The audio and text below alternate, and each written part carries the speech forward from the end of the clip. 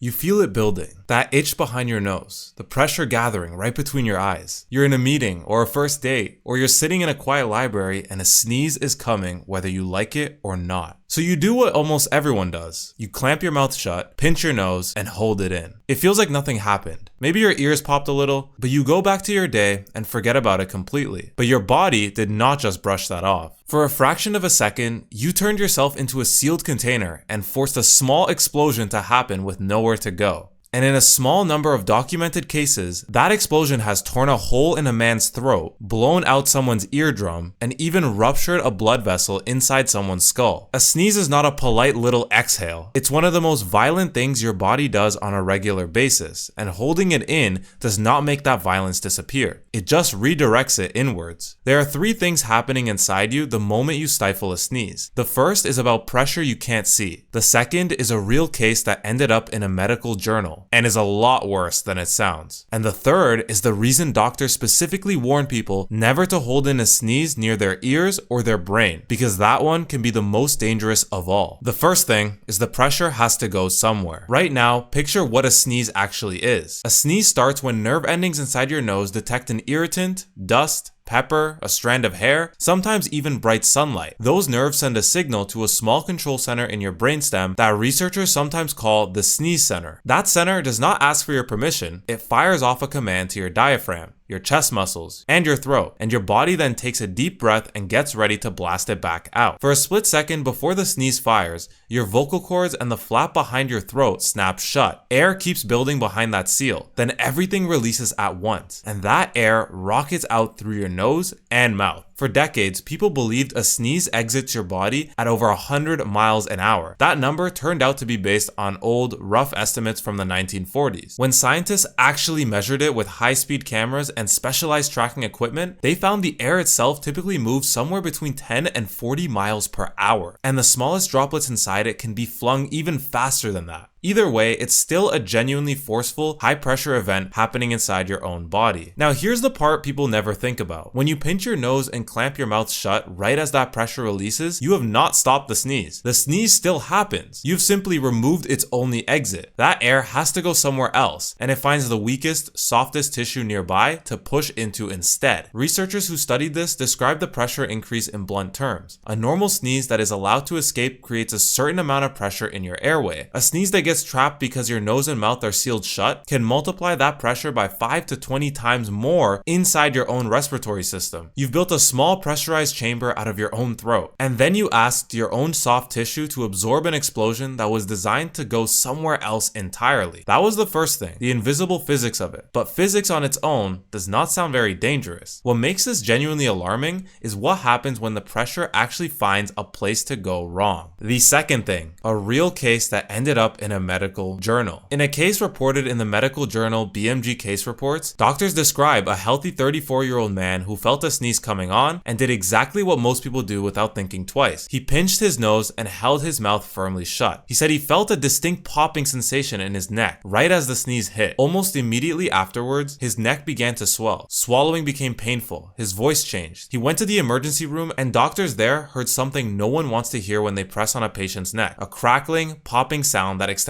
all the way down from his throat to his ribcage. When they scanned him, they found the cause. The forced pressure of that sneeze had actually torn a small hole in the back of his throat in a section called the pharynx. Air that should have been shot harmlessly out of his nose and mouth had instead been pushed through that tear and into the soft tissue of his neck and chest, creating those little pockets of trapped air that were making the popping sound that doctors could hear. He ended up admitting to the hospital for a week. He couldn't eat normally, so he was fed through a tube while the tear healed, and doctors gave him antibiotics to prevent infection. He eventually recovered fully, but for about a week, a completely normal, healthy man was in a hospital bed because he tried to be polite about a sneeze. And this was not an isolated one-off event that doctors just happened to notice. Similar cases have been reported since then, including one involving a man driving his car who tried to stop a sneeze the same way and ended up sending pressurized air straight down his windpipe instead. Doctors in that case measured how extreme the pressure spike really is. A normal sneeze creates a certain baseline of pressure in the airway. That pressure measured at roughly 20 times higher than normal. That was the second thing. a torn throat, and a week in the hospital, and it came from a single sneeze that a person tried to hold in out of pure habit. But as serious as a torn throat is, it's not actually the injury that doctors worry most about. There is a third possibility that's rarer and far more dangerous, and is the reason ear, nose, and throat specialists specifically called this maneuver hazardous. The third thing, why this can be dangerous near your ears and brain. Remember that trapped pressure has to go somewhere. A torn throat happens when it pushes into the soft tissue of your neck and chest. But your throat is not the only path the pressure can take. It can also travel backward, up through a small tube that connects your throat to your middle ear. When that happens, the sudden spike in pressure can push through that tube hard enough to rupture your eardrum. For most people, this shows up as a sudden ear pain, some ringing, and possibly temporary hearing loss while it heals. It's not usually life-threatening, but it is a genuinely unpleasant injury to get from something as ordinary as a sneeze. The far more serious risk sits even further inside your head. Blood vessels throughout your body respond to sudden pressure changes, and the blood vessels in your brain are no exception. Doctors have documented cases where straining hard enough, including from a stifled sneeze, contributed to the rupture of a weakened blood vessel in the brain. This kind of vessel does not usually announce itself in advance. Many people who have one have no idea it exists until something puts enough sudden strain on it to make it burst. That ruptured vessel can cause bleeding around the brain and is a genuine medical emergency. To be clear, this outcome is rare. Most people who hold in a sneeze will never rupture a vessel, or their throat, or their eardrum. Millions of sneezes get stifled every single day without incident. But the reason doctors keep repeating this same warning over and over, in report after report, is that the injury does not require you to be unlucky in some rare medical way. It only requires your particular anatomy in that particular moment to be the wrong place for that pressure to end up. And there's no way to know in advance whether you're that person. So that was the third thing. The one that turns an ordinary reflex into something doctors take seriously enough to write medical warnings about. So what's the answer? Can holding a sneeze actually kill you? Directly and instantly, no.